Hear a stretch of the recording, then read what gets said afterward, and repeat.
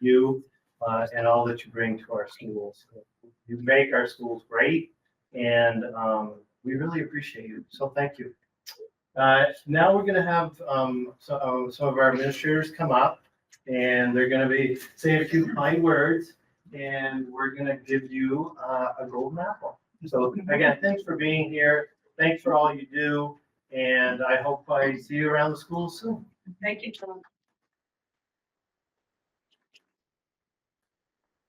Right. Kevin Hamilton, Browns River. Yeah. Thank you. Again, I'm Kevin Hamilton. Oh, I got to you. I am Kevin Hamilton, principal at Browns River Middle School, and I have the privilege of giving out 2 golden apples this year to Andy Anderson and Juliana Dixon. I don't know if you want to come up now. Come on up.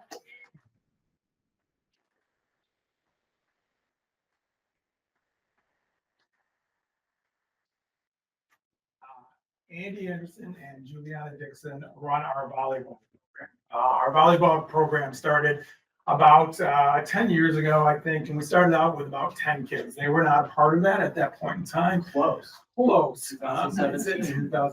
So we now have about 70 students playing volleyball. The amazing thing about this program is that the children that are involved in it are not always the ones that you see out playing sports, are not always the ones that you see trying new things. And just to see the beauty of all of that, to see some children that are really building their self-esteem, building their confidence on a daily basis through volleyball, the amount of time that you put in to organize this, all the behind the scenes stuff that is not seen. It's a very short season, but they are working very hard at the beginning of the season, way before, just getting things organized, getting groups together. I think we have fielded 6 teams this year, 5 teams, 6 teams this year. 6. We need a bigger gym. We need more space. It's just incredible. I was able to go to the Jamboree at Essex, where there were probably 500 kids there playing volleyball. We lost the championship game, not important, but we were really close. It was just amazing. It's just an incredible opportunity for our kids to really, again, build their self-esteem. It's not really about the competition. It's about them just really learning the game of volleyball. To watch it in our gyms as well. The incredible play that they have now, it's not just knocking it over one side and letting it fall and knocking it over the other side like it used to be. They're making plays. We have a beautiful court out back now, and it's used during recess at all times. So it's just incredible to see. So thank you very much for all the work that you've done.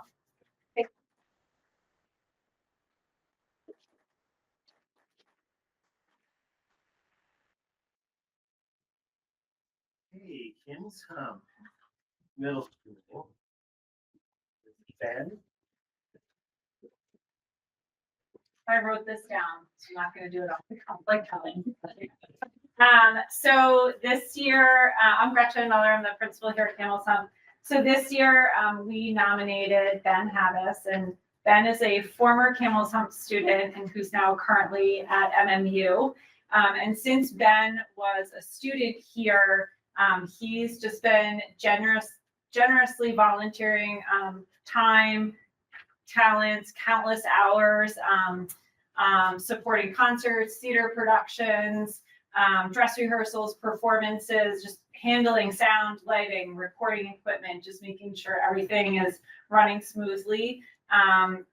Ben sets up speakers, running around the gym, setting up microphone cables, adjusting stage lighting, positioning video cameras to get the best shot. He just shows up to help without being asked and jumping in wherever is needed.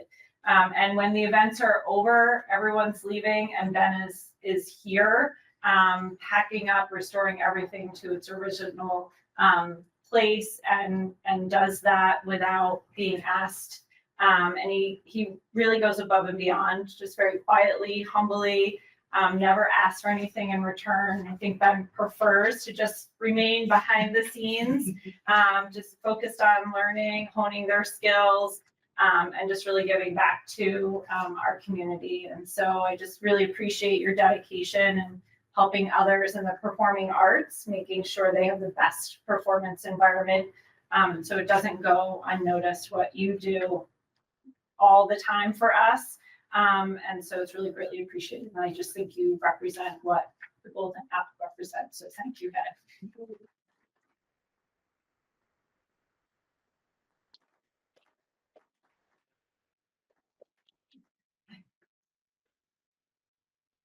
Okay, Mount Mansfield Union High School. I'm asking Emmett Manning to come on up here. I got to MMU 20 years ago, and Emmett was already kicking around at the high school. So one of the things about Emmett that I wrote down here, and I want to make sure I stress, is he's almost never in front. The Golden Apple to me means a lot of things. You know, there's a lot of people do a lot of things, but the support Emmett has provided for the students at MMU, be that the students on his wife's field hockey team, when he shows up one day, the field needs to be lined. Well, who's grabbing the liner? Emmett is. We need someone to open up the gym for the morning weight room. Emmett does it. But more importantly is the relationships he builds with all the kids. He runs the youth soccer program in the area, and you ask kids about Emmett, and all they can say is good things. He's been an incredible, someone I've always counted on, someone I've always valued his opinion, and someone who, when he tells me something, I know is important. And Emmett Manning is the kind of person that makes this place so darn good. And I am psyched to give you this Golden Apple. And I can't wait to at least have you kicking around here for a few years longer. All right.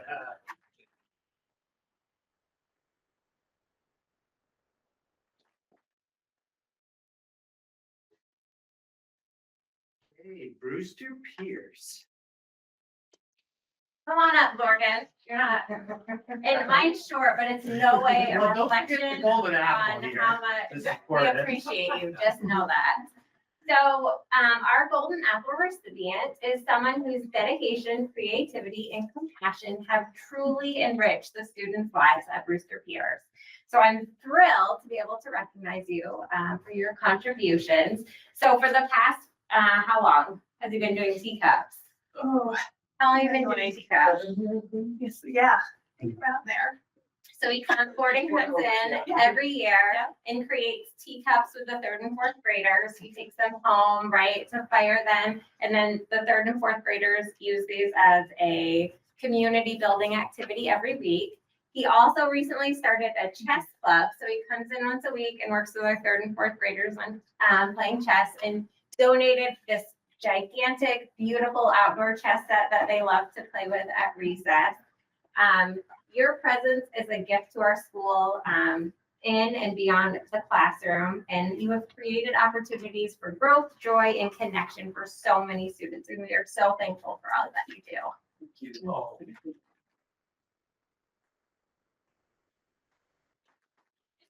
I just want to add also, the 3rd, 4th grade teacher, when Gordon would come in, and he provided opportunities that these kids couldn't have otherwise, bringing huge amounts of clay and giving each kiddo a big ball of clay where they could make it whatever they wanted. And even though they were supposed to make teacups, they would say things like, I'm gonna make an avocado, and Gordon would say, go for it, here's gonna make an avocado. And just really letting them explore, and then also, hold a little bit of tea. yeah.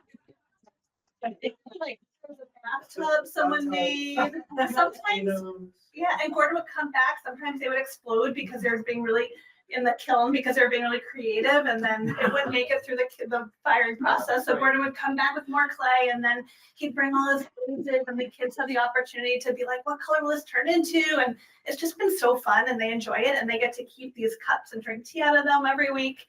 And then at the end, they take it home, and then they get to try it again in 4th grade, which is so nice because they get to kind of learn from how they're doing it. And then also chess has been such at first we were like, we'll just do small groups. And then it was so much fun. They loved it that it became, let's let everyone do it, all the 3rd and 4th graders. And Gordon's so patient, and he plays Hours. hours, like, we have to be like, all right, no, we need to teach now, but Gordon's been wonderful and so kind, and the kids really love his presence.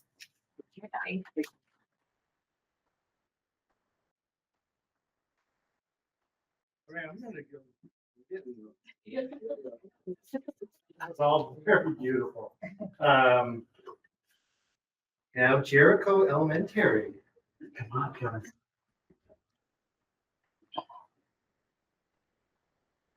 Thank you. All right. So Kevin Sweeney here. I'm Todd Rolling, principal at Jericho Elementary. Kevin Sweeney. Kevin was one of the first people to welcome me there a few years ago at Jericho as a member of PI, our parent organization. He is the only father on PI, and despite a lot of effort from what I hear, he's tried. And he's been great at the school. When I had to call him the other day because he hadn't responded to a couple of emails about whether he was coming or not, which his wife says is right on brand. And so we ended up chatting about, the Golden Apple. And he said, well, there's so many people that are deserving of this. And he's right. We at JES, we are so lucky to have so many people deserving of this, but he was wrong in that he is one of them. So for years, he's been a part of the schools, probably since you moved here, helped with the pavilion before I was there from everything I heard. And his latest thing has been, we got an ice rink last winter or the winter before at JES, and that's new. And Kevin was a big part of making that happen, of organizing it, working with Glenn, working with the town, and securing funding and fundraising in the town, and it's been great. But really, it's the hours he puts in maintaining it. You see Kevin out there after every snowfall, shoveling or going with his snowblower, clearing, and it's tireless effort that he does to provide that opportunity for our kiddos, and doesn't want any credit for it. Just, same thing as he didn't want this award, but he just worked so hard for our kiddos. So I wanted to recognize him.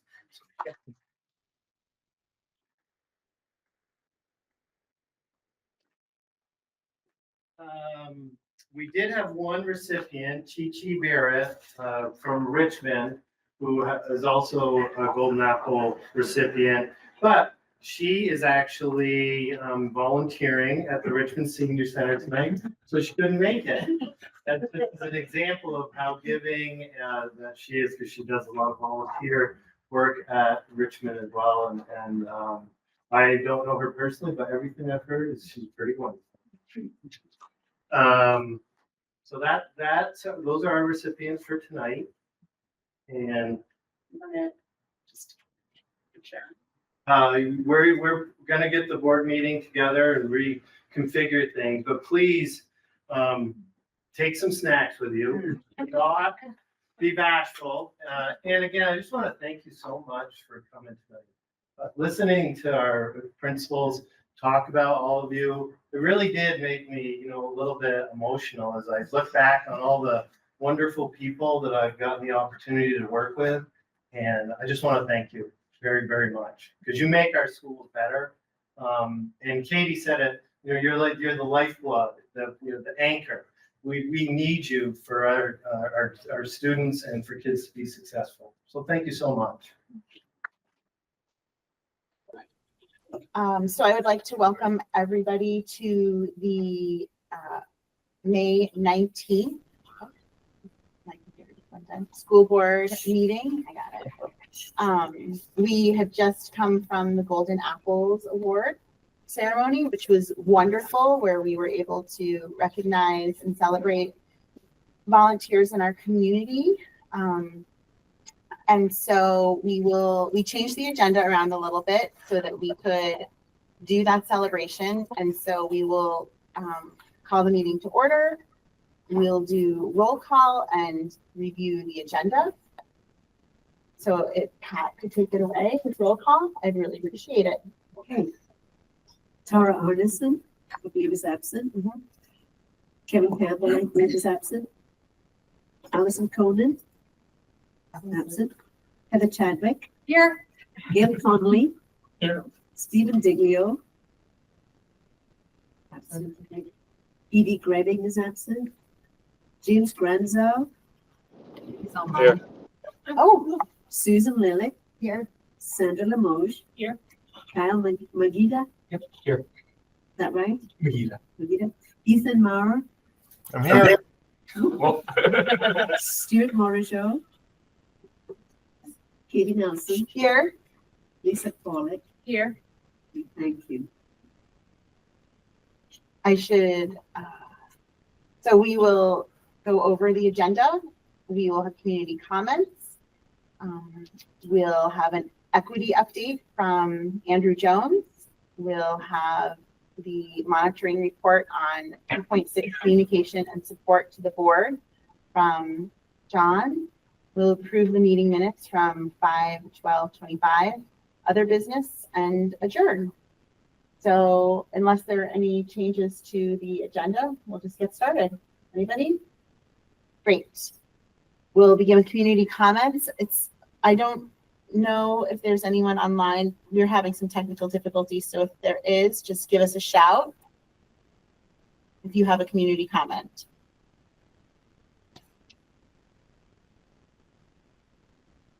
Okay, so it looks like there are no community comments tonight, so we will jump straight into the equity update. All right, can folks hear me? Not very well. Really? Okay. We're gonna make it a little louder. Okay. There. That's good. Okay, that's better? Yeah. Okay, fantastic. So just for those who might be watching this later on, my name is Andrew Jones. I'm the Assistant Superintendent for the district, and I'll be providing an equity update for the school board tonight. I'm going to be presenting on my screen, but you all have access to this slideshow as well. But just know while I'm presenting, I won't really be able to see you.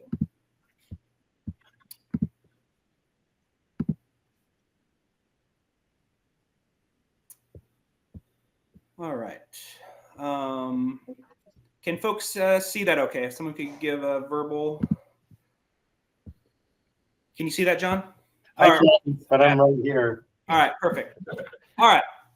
So before I really jump into things, I thought it made sense to just start with a definition of equity. And so the main definition that we really use, even though there are many, many definitions of equity and educational equity out there, the one that we really kind of get behind is the one that was adopted by the Vermont School Boards Association, in addition to the Vermont Schools or Vermont Superintendents Association. And this is not the entire definition that they have, but these are the two main pieces. And again, I just think it's important for us to have an understanding of what we mean by equity before we start talking about it. So from this definition that, again, the VSBA adopted, equity means each student receives the resources and educational opportunities they need to learn and thrive. Equity goes beyond formal equality, where all students are treated the same. Achieving equity may require an unequal distribution of resources and services. Again, there is more to the VSBA definition, and you can certainly go onto their website. It's very easy to find. But to give an example of what this definition means is someone who might need tier 3 intervention services. Not everyone is necessarily going to need those extra supports, but some will. And so that is kind of where this comes in, is everyone may not necessarily be receiving the same thing, because some students may need something more, they may need something different. And so again, I think this is a good definition, and if you want to read the rest of it, it's on the VSBA website. So to just kind of start with these things, the ABAR, or Anti-Bias, Anti-Racism Council, was started back in 2021, so the school year prior to my joining the district.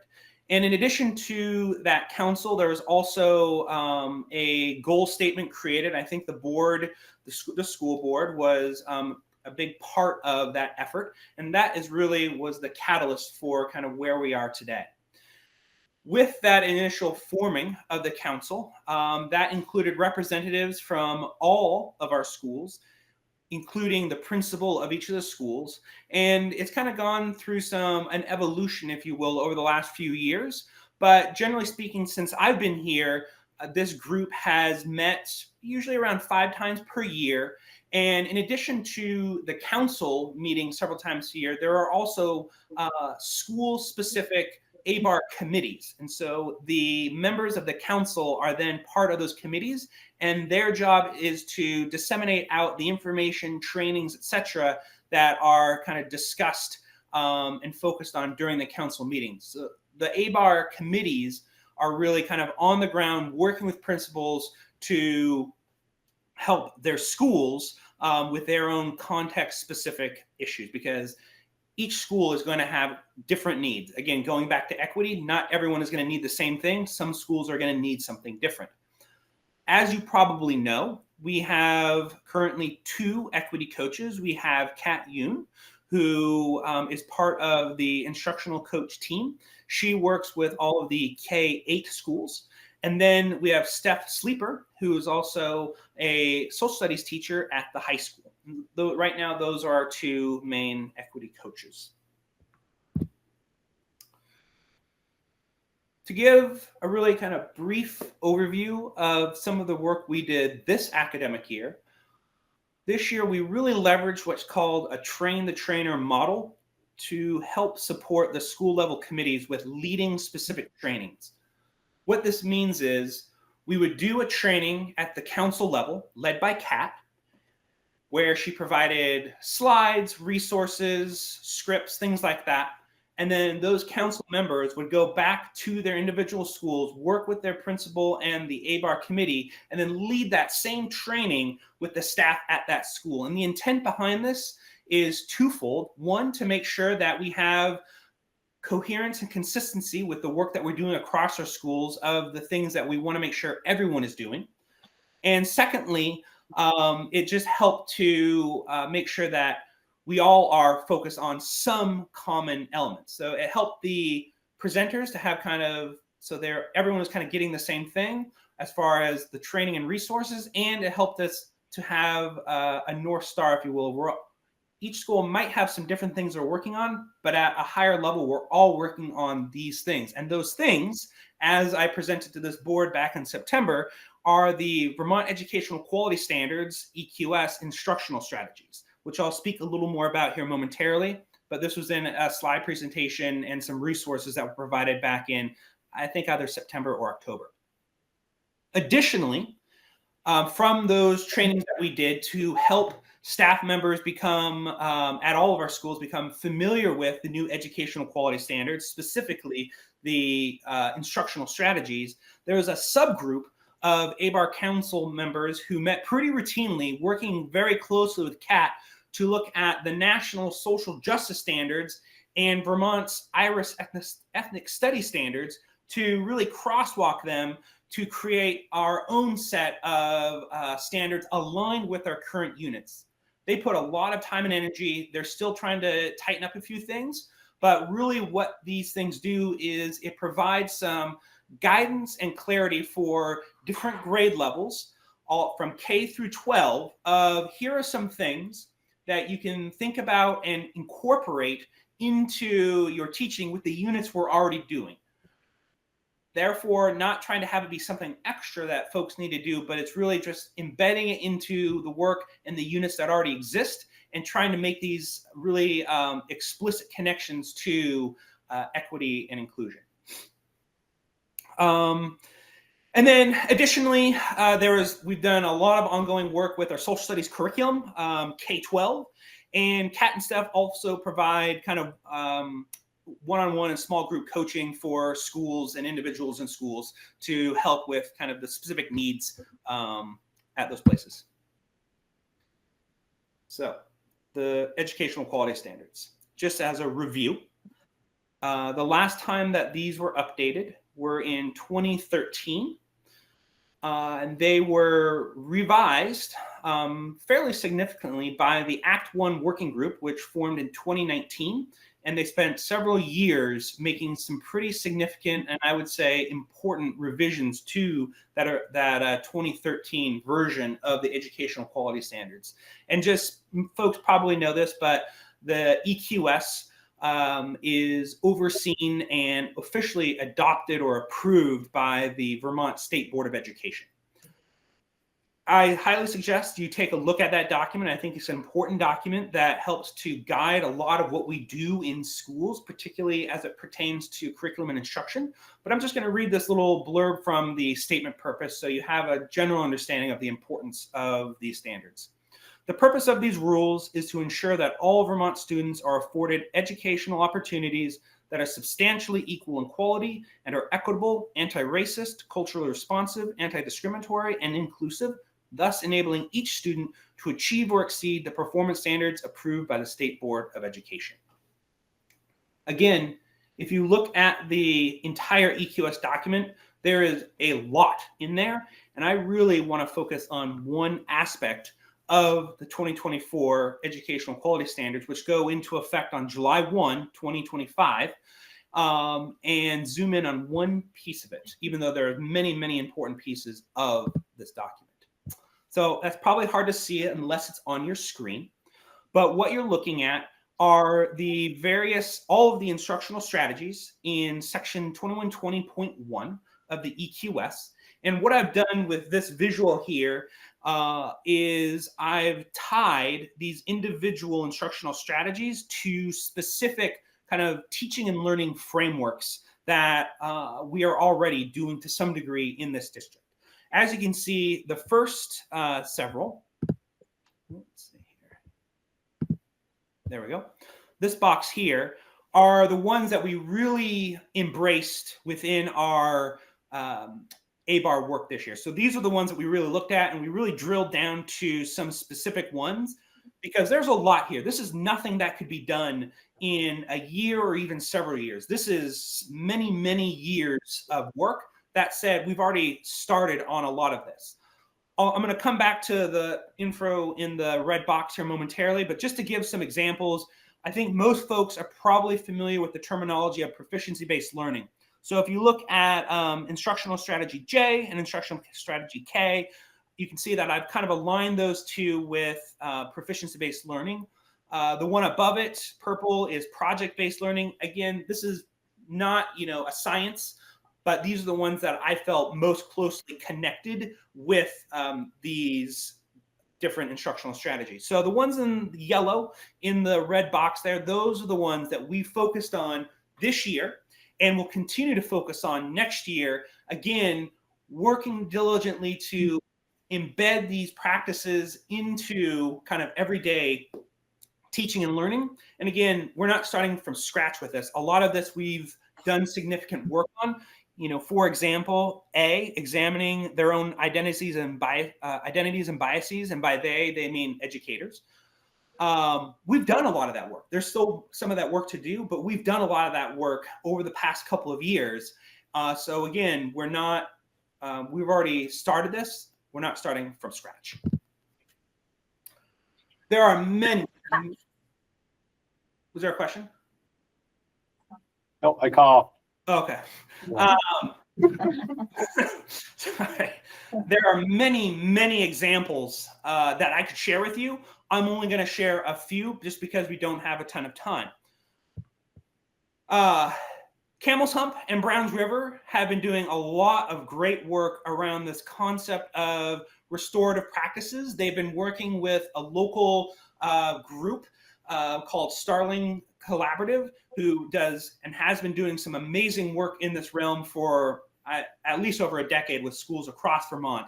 And so they've been working very closely with them to help build the capacity of their staff to utilize restorative practices, which really aim to create an environment where students are able to work with one another, develop positive environments, and just really rethink how we approach, how we deal with various issues, particularly at the middle school level.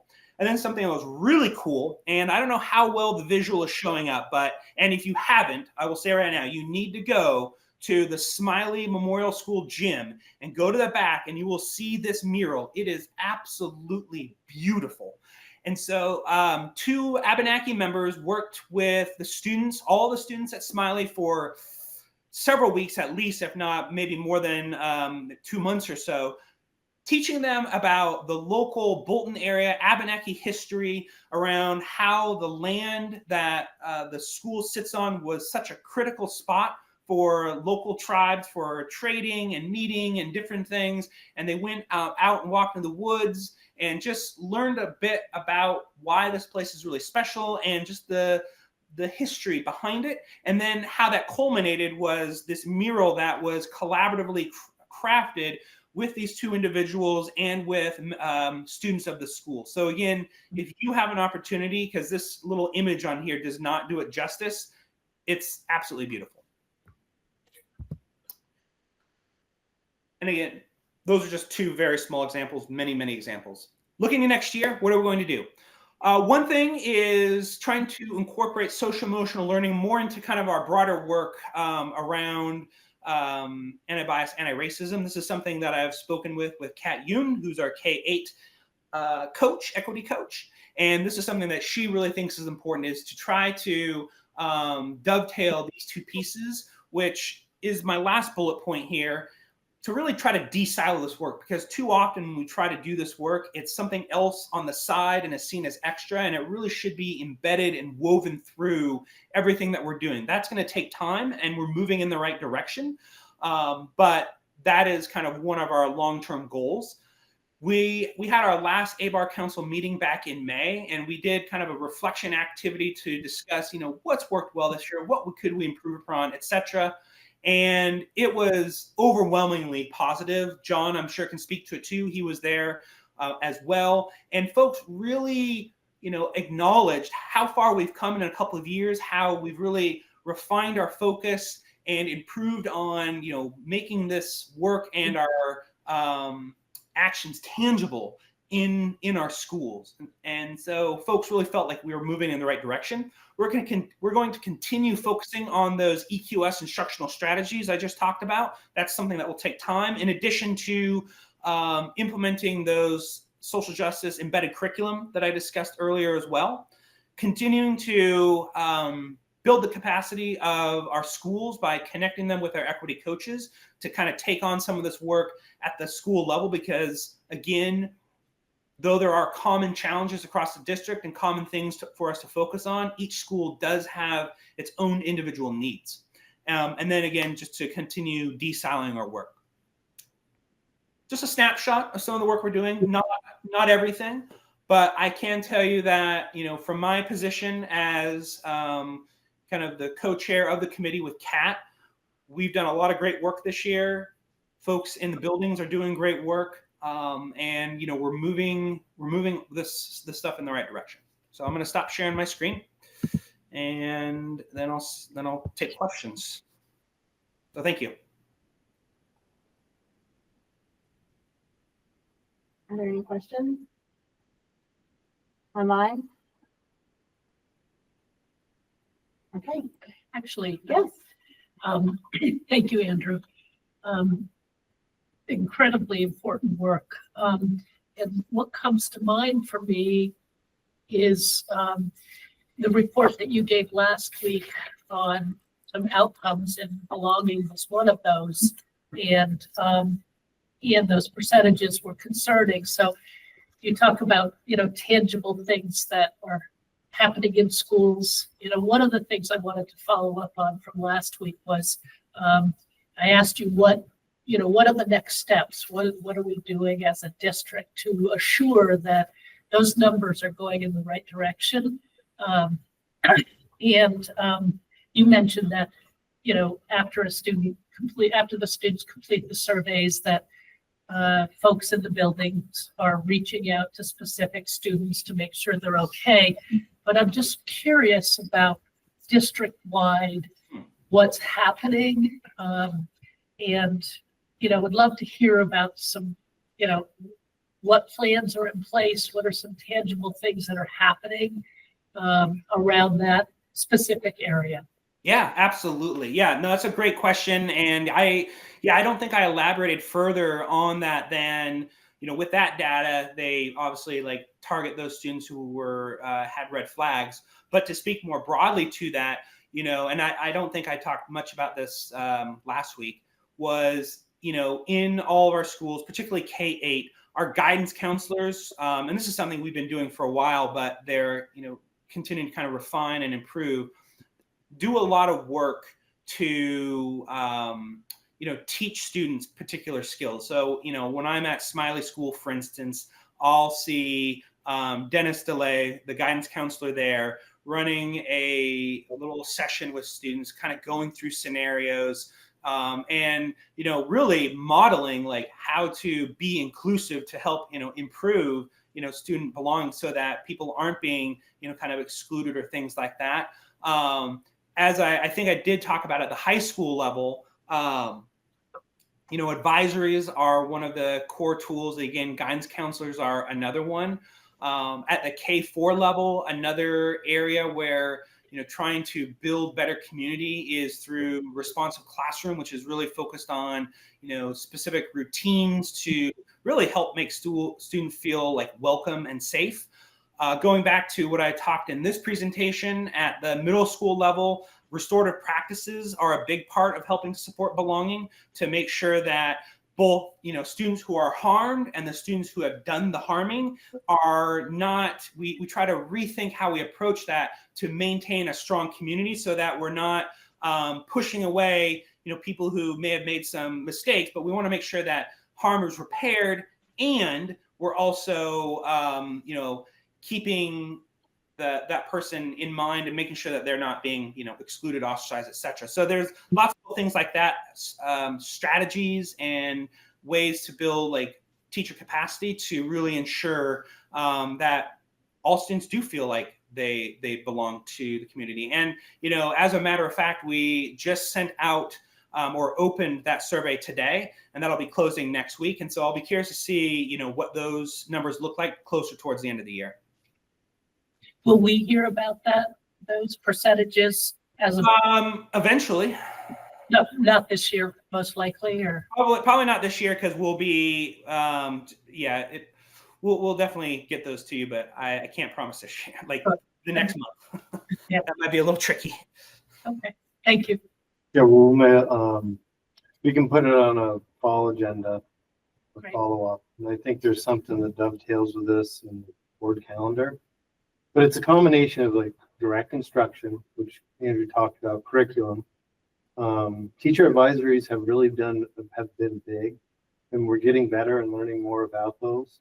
What's fascinating about the teacher advisories and the board people is people did not like those at the high school. Remember? They didn't. They could not stand it. And we took a lot of, I'd say, heat in the beginning, because people wanted to get rid of them. And now they couldn't live without them. When you say people, you're talking staff? It was or student, everyone? staff, parents. We really needed to get better, and we listened to the feedback, but we didn't dump it. You know what I mean? Because I think that's one of the things that, as I'm leaving, is there's going to be problems with every program, but that doesn't mean you dump it. If it's meaningful and it's good for students, you keep it and you keep working on it. And I think TA is a great example. The high school could not live without it. Now, if you would have told me, I guess probably 15, 12 years ago, I would say maybe not. But it's become integral. And there's one adult in the building that has a connection with each of these kids, that students, they're not kids, students. And they build this relationship and a bond where they can set goals and they can talk about how they're feeling and what they need. And then we're able to produce that. At the middle level, we're evolving, but it takes training to get to the same point. At the elementary level, it's a combination of what Andrew talked about, responsive classroom, which is morning meeting, where they do a lot of this inclusion and how to communicate effectively with others. And then at the middle level too, it's a spin-off, but it's called responsive design. And a lot of folks have been trained, again, trying to set up the systems and the structures and the lack of a better word, procedures, so that schools are well run, people feel safe, they know what to expect, and that they feel included. I'm really thankful we're gathering this data, because we really didn't have it before. So I think your question is a good one. And I don't think that high school is a good example. they've collected a little bit more of this information over the years, and they've taken it back to their leadership group, and they've said, what are we going to do with it? You know, we know how kids are in this area. What can we do? And one of the direct results, because I think, you know, your question is also is a good one, as Andrew said, is that we started increasing opportunities for students outside of the regular school day. You know, where there is exponentially more clubs and activities for everybody. And what Mike has shared with me is students that are in some activity, whether it's a club or it's band or chorus or whatever it is, or athletics, they feel more belonging and they do better. They're doing better in school. So I think those are the things that, as we're talking about budgets, we can't, in my opinion, lose those co-curricular activities, because it really in the arts, because that really motivates some students to come to school and adds to their belonging. So those are the things that some of the more concrete things that we're trying to do. We've got to keep building off it and looking at the data and getting better. Sorry. I think this might dovetail a little bit with Sandra's question and also the discussion we had last week. But how much tracking are we doing on having the equity of meeting people where they are and giving them the resources they need, of tracking those resources? And it seems like this is now mostly like one of the big levers we're pulling is doing this pedagogy work. Are there other things that the board should be looking at to help people who are disadvantaged in whatever way get up to the level they need to? Is there a accounting of how we're doing that, where we could be pushing more effectiveness? Does that exist somewhere? And I know some of it's probably, you know, so fear-induced lunch breakdowns and other things like that, but do we have a sense of what levers we could pull to get closer to this goal? Can I take that one, Andrew? Please. Yes, we do. You know, when we're thinking about things like special educators or interventionists, those are things that are going to come up in the budget cycle. So we know about those. And then even like taking a look at some of the more discrete things like co-curricular, the number of guidance counselors. So I'll use an example. South Burlington not picking on them, because they reduced a guidance counselor. And, you know, you're going to be faced with some of those challenges. And Mike would tell you those people are essential. And so we have tracked all of our expenses, and we can link them to, are they a regular classroom teacher or not? How do they help us get some of these goals? We added our coaches, and that was a good add, and making sure that we don't lose some of those resources that are particularly focused on making sure our schools are good for everybody. So we have tracked, all of the resources that are not necessarily connected to a regular classroom teacher. And even those are important when you start thinking about things like class size and other things like that. I think that you're going to need all of that as a part of the recipe towards making sure our schools are welcoming and work for everybody. And that's going to get harder and harder. It really is. As we move forward. Any other questions? Okay, thank you so much, Andrew. All right. Well, thank you. Have a good rest of your evening. Thanks, Andrew, very much. So I will turn it over to John. Yes. Thank you. You're welcome.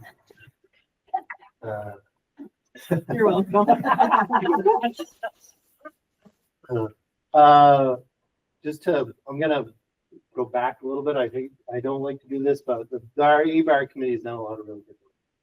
And I was so surprised that, how sometimes you get into committees and not always the most positive stuff, right? It was really focused on all the things that we've done for the last 5 years and how far we've come. And the school quality standards are going to be critical because whether I'm here or, Andrew's here or, Mike Weston is here or anybody, whoever, it'll be sustainable. So the work that we're doing will be embedded in classrooms and it'll live beyond any of us. And I think that's what's really, really important moving forward. Now we'll go on to my executive limitation.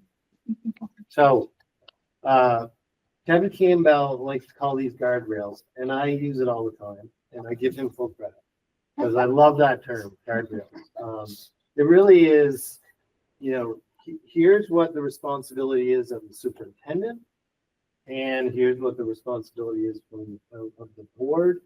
And it really draws, I think, some pretty good delineation so that there isn't problems, right? And I would credit the work that we've done over the last, since 2018. Susan was on our committee when we did a significant outreach. I mean, we looked at a lot of data. We got 800 responses from our survey. We met with all kinds of groups, and that's how we came up with our ends. And I think as you're moving forward, you're probably going to want to maybe reboot that again and go back and see where people are at. But I would say that was a really good one. And I like that Ethan was on that committee as well. Yeah, I think you were. It was a community engagement. Oh. Was I? So long ago. Maybe not. But I think you were. In spirit, for sure. Well, yes, for sure. So there's been I say that just for new people or because I think it was a really good body of work that has lived, for a few years, and now might be time to take a look at it. Tonight's executive limitation is communication and support of the board. So in essence, it's am I keeping you informed about the things that you need to? And have there been, some problems or issues of for example, a board member saying, John, you better change that map. You better do it soon. And because that would be a breach of policy governance, or things that would be giving me a direct order were outside of the board group. Does that make sense? So it's really important that I'm communicating effectively with you so that you're not surprised. And this is something that I'm sure that there have been times when I haven't done as well as I would like to, but I certainly have tried to focus on it. And so this report takes a look at some elements of that, and then I provide evidence around, was I able to meet these executive limitations? That makes sense? So this is a really important one because when you don't feel informed about something that's important, then problems happen.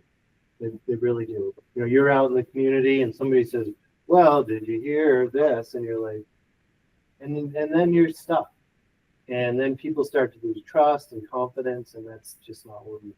So when there are big things that happen around health and safety, I always try to either email folks. I always talk with Edie first and just talk about the situation. And we say, is this something that the board, everybody should know?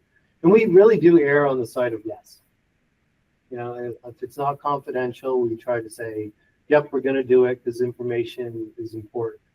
The times that I've gotten in trouble or I feel like I've made a mistake is that when I've said, I should really do that, to really communicate it. And I'm like, maybe it doesn't, maybe that's too much. And those are the times when people have, not necessarily been happy with me. So I try to err on the side of more communication instead of less. And people can say, that doesn't matter to me, or they can look at it. So what I thought I would do is I just walk through, not read everything to you, but go through each one of the executive limitations and then just talk about how I think I've met them.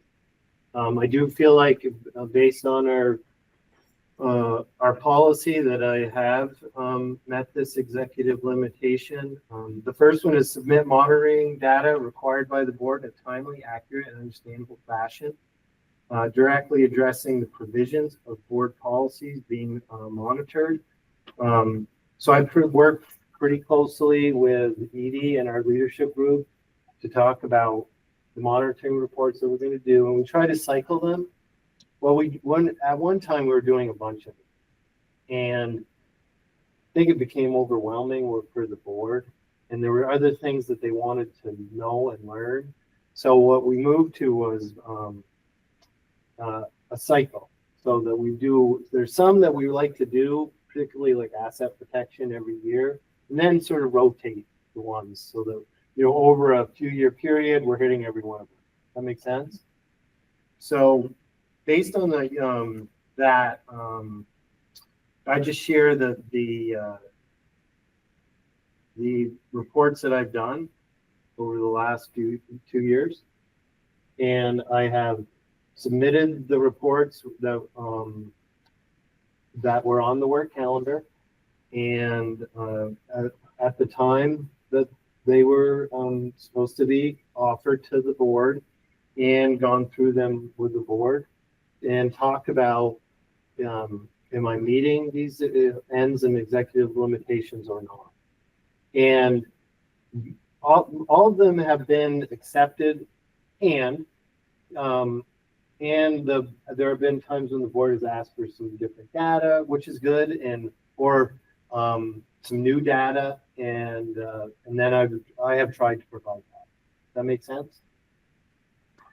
So this is just all the reports that I've done from 2023 to now, including, I don't have this one in here, but this is the one I'm going over tonight. I feel like that I have stuck to the board calendar.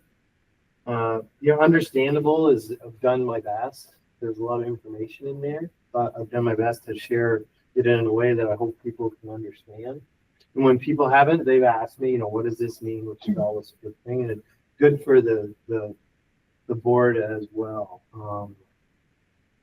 Some really good feedback that I have gotten from some of you is they really like these reports because it gives them a greater understanding of what's going on in the system that you wouldn't get if you didn't get these reports.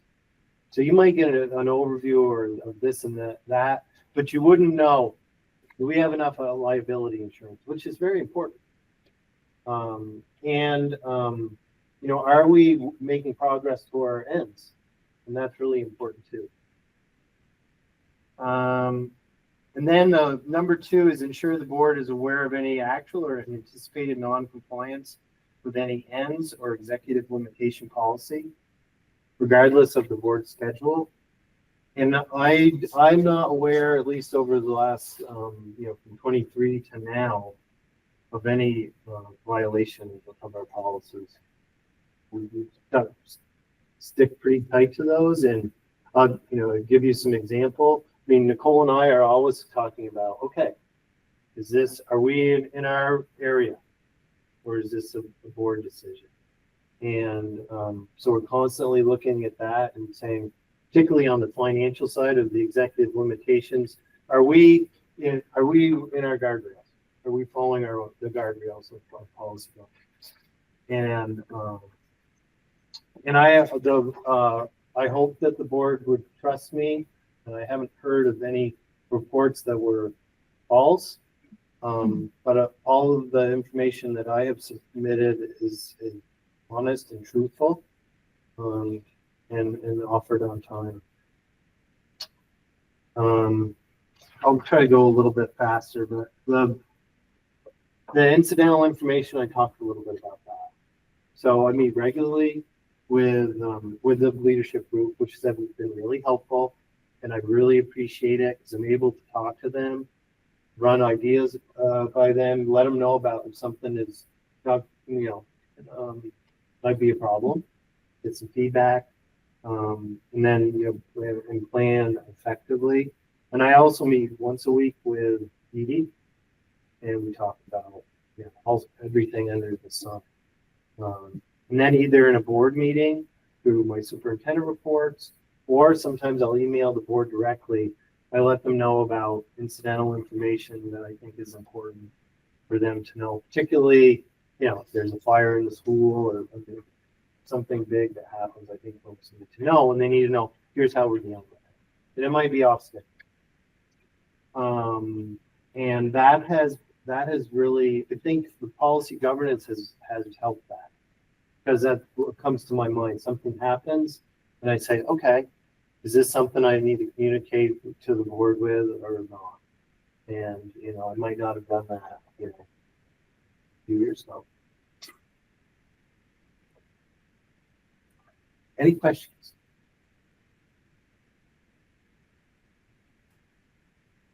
Wait, still for future.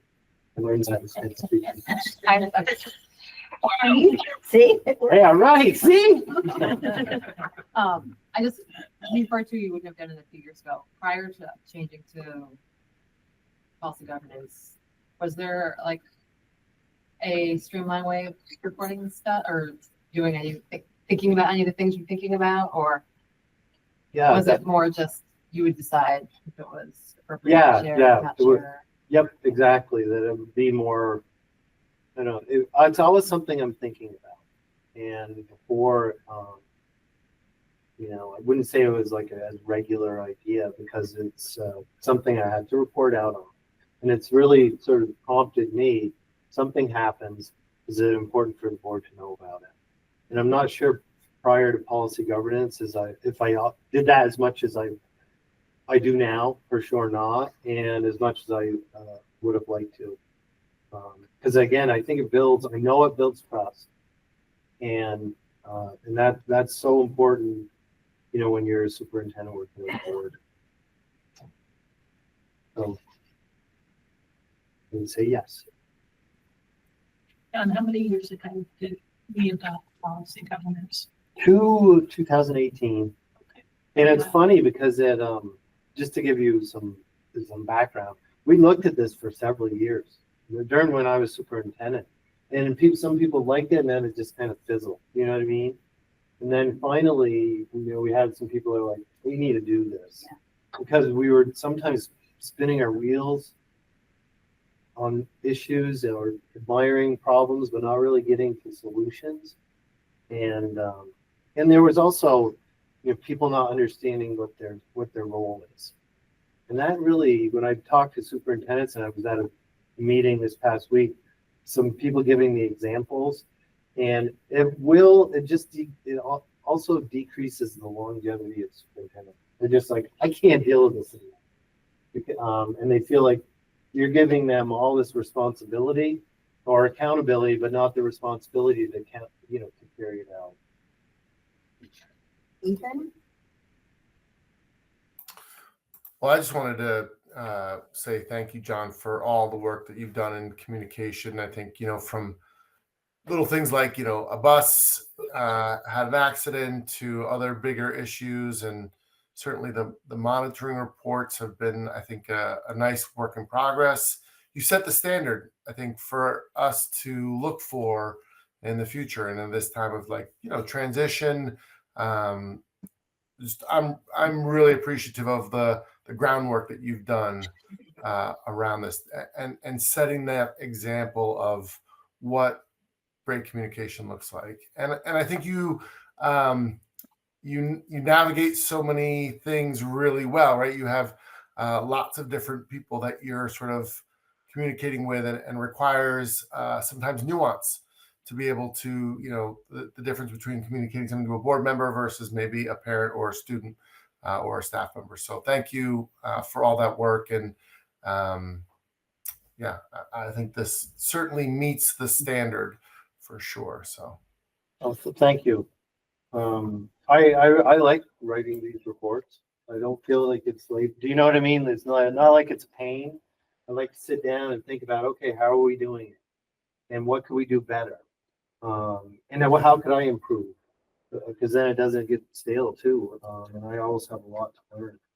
I mean, John, oh, I just add one more quick thing. Just that it provides a lot of really good information for these meetings as well. Like I look forward to reading it, thinking about where the conversation is going to go, and how much you bring us into that discussion with the monitoring report. So, and the superintendent reports. Thank you. Yeah, I mean, I was just gonna, just to add to that, I mean, that is the whole point of policy governance. Is that we know what we're doing when, we have a structure, it's not just a free for all, you know. And so I think it's been really fun. I mean, when I've been on board a long time with one short break and, John was there with me for a lot of those years. I mean, it's so different. I can't really emphasize enough how different it is to operate under a policy governance model. It's just so much better in my opinion. And I would just like to add, from a community engagement perspective, this makes what we do transparent to our entire community. When they watch these meetings, they can not only just read these reports, but they can start to better understand the real work of the district and what happens behind the scenes, and understand the accountability between the superintendent and the school board. I'd also like to say, just from that community perspective, from a parent perspective, from your board member perspective, when you send out that communication, it's so helpful. But I've learned as my kids move through the district and we grow from being Richmond centric to middle school, where we're, with more often with families from Bolton and Huntington, and then looking towards high school where we're all together, it's just so helpful to have that context of what could have happened at any school or impacted any family in the district.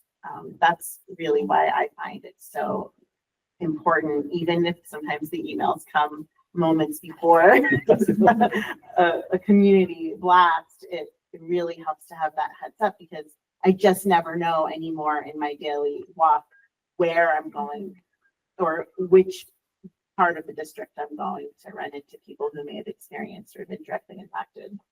And social media has become so ubiquitous that you never know what's real and what isn't. And trying to give some perspective, has been really helpful. And I've had some people do read these community members, and they will say, "Man, you put some time into those," and they appreciate it. And you're like, "Well, thank you." That's means as much as anything. This has been really good for the district, and it's helped us in so many ways, including controlling our tax rate. And Kyle, some of the things you talked about, not getting rid of not decreasing some of the things that are really important, making sure our schools work for everybody. And I think some of it is related to this. Number 4, I say this and I mean it. I have worked just with some incredible people on the school board, and they have always been super respectful to me, and taking a look at the 3s and the 4s of policy governance and trying to stick within their guardrails. And so, I have not had any issues with any board members getting out of those guardrails, in a very long time. People have direct questions. There's nothing wrong with that, but they might run it by Edie, or they'll see Edie, and so that, we can talk about it, and it never has gotten big an issue. So I think, John Muldoon, who's here, you're coming into working with really great people. And then ensure the board has a workable mechanism for official board officer and committee work, communications. We'll go through all of these. We try really hard, and we could get better at this. I think we're meeting it, but I think this is an area we could do better. And I didn't really put that in here, because I do feel like we're staying within the guardrails. But, you know, I think the website needs to get really, you know, a scrubbing. And I think that would be helpful to the board. And there are times when some of the technology has not worked. You know, there was a period of time where I thought the board was getting our district happening, but they weren't. Not everybody was. So it's just trying to clean that up. It's really, really important. And there's, you know, nothing worse than somebody feeling left out. You know what I mean? We're not getting the things that they need because of a technology glitch. So if there's an area of these executive limitations where we could do better, I think this is the one. We need to improve those areas. Talk to, you know, folks at central office about this, and Jeff, who's a critical part of that. And I think this is not an excuse, just sort of reality. We have had some turnover. So we had Stephanie Colburn for 30 years. Pretty awesome, huh? Not as good as not everybody, we've had some, but she's pretty terrific, right? Dale? Yeah. So there's very few of the Stephanie Colburns in the world. But so we've had some turnover in that position where we had all this consistency. And so it's just trying to really get a good cadence with that person is so critical. So, and I think with time, and if we don't have turnover, that will come in training and usually working towards that. I think this might go back a few questions in my head, as we're sitting here thinking about it. When you talk about communication with the board, an issue that I think that we need to work on would be with community comments. Yeah, I know that you and Edie or one of you will always respond to that commenter, but as a board member, it might be helpful going forward for board members to know the response. Or that way, if we run into other community members who have had similar questions, we know what the response as coming down from the top would be, as opposed to us having no idea. I think would be very helpful for communication in the future. I think that's great feedback. I agree. John, did you note that? And I've noted it from now till June. But that's important. That's a great thank you. We haven't really been able to we've talked about that before in community engagement committee. And I just think it just hasn't been fully wrapped around for all of us. I do agree. It's super important. Yep. Yeah. It's proactive, and I think that's great feedback. I would say like something like that happens now, then we'll share it. You know, it might be that not everybody needs to know. You know, but there are times when it does. I think that's good feedback. Because it's hard to have one voice, which we're supposed to have. If you don't know. Yep. Good feedback, and I agree. All right, take you off track. Nope, that's fine. And 6. So, not worked with the board in a way that favors or privileges certain board members over others, except when responding to officers or committees duly charged by the board. I have not seen this as an issue. I think part of it is just, you know, trying to be open and communicate effectively with people. So, and there's a little bit of overlap in some of the other ones, but I haven't had anybody give me any directive to do this side or the other thing. And all of the interactions that I've had with literally, certainly everybody on this board has been very respectful, professional. That is one of the reasons that, you know, I stayed here 23 years. Because it's really, really, really important. So that has not been an issue. And I provide some evidence, but I won't go too deep into that. And then 7, support, advocate, and educate the board as it determines long-term goals and measurable objectives for the district and superintendent. Provide an annual update to the board on progress made on long-term district strategic goals, including expected areas of focus for the current year.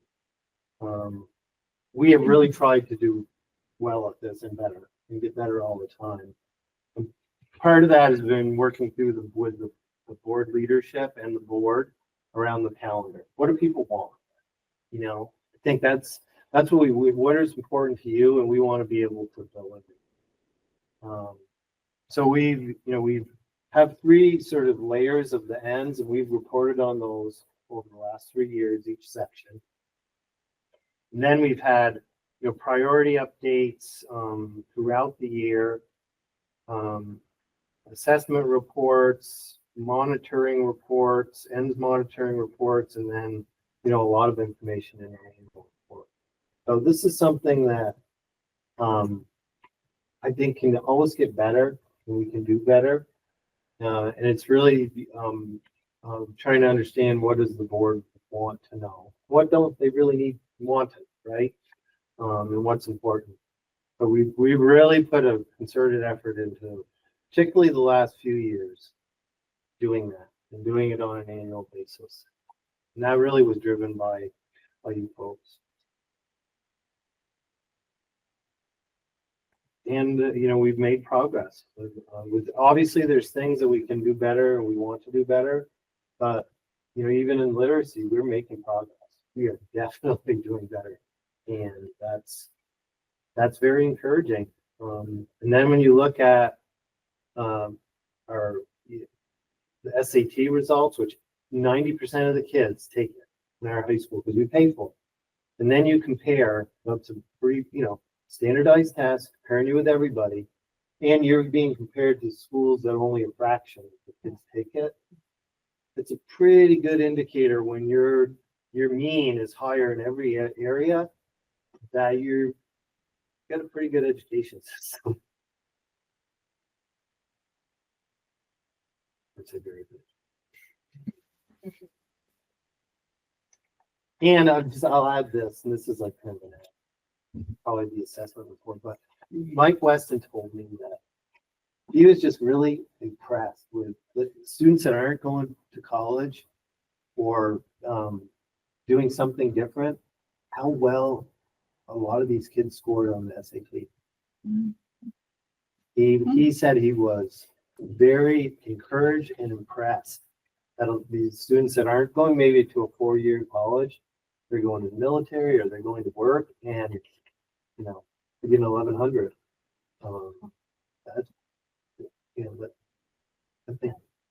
That says a lot. That's like real information. Are there any other questions?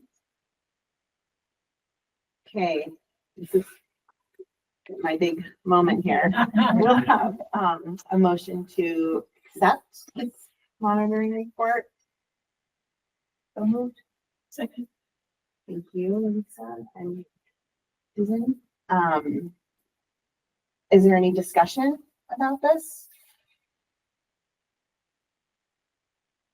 Okay, so we can vote to approve this monitoring report. All in favor, say aye, or raise your hand. Thumbs up. Aye. James, thank you. And so it's unanimous. We approve the executive, is that right? Yep. Communication monitoring, 6. yep. Communication and support to the board. Can I add one thing that's related to the report? Yeah. Is that if somebody ever needed a device, the district will loan you one. So if you need a Chromebook, we will provide you with one. I just want to make sure everybody knows that. Thank you. Great, thank you. And so we will move on to approve the minutes from 5/12/2025. Can I have a motion to approve the minutes? Thank you. Great. We'll vote to approve the minutes. All in favor? Aye. What? Gail, what did I do? The minutes show me of being here and I wasn't. Oh, dear. good job. We'll edit that right now. Go for it. That's right there, she can edit that. I should have been. Yeah. As amended. Great. Did We felt we get Yeah. a vote from online? I didn't see. Great. Thank you. Minutes are approved, May 12th, As amended. as amended. Thank you. Takes the village, everyone. And then is there any other business? I just want to add a future meeting that's not on this list is HR committee, on Friday at 8 a.m.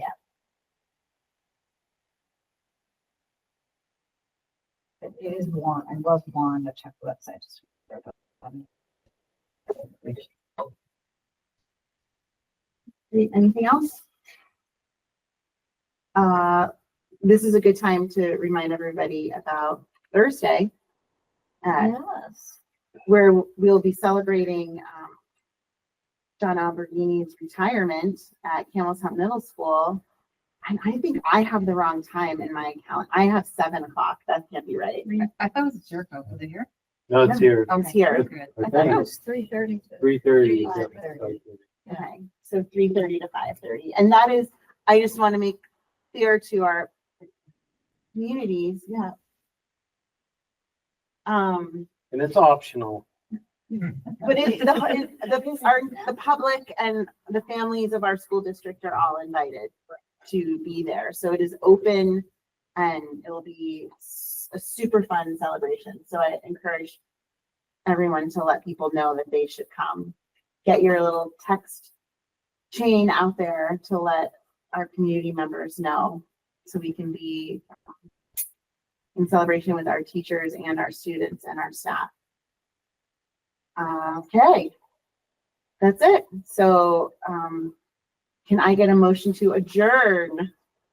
Heather, thank you. A second, Sandra.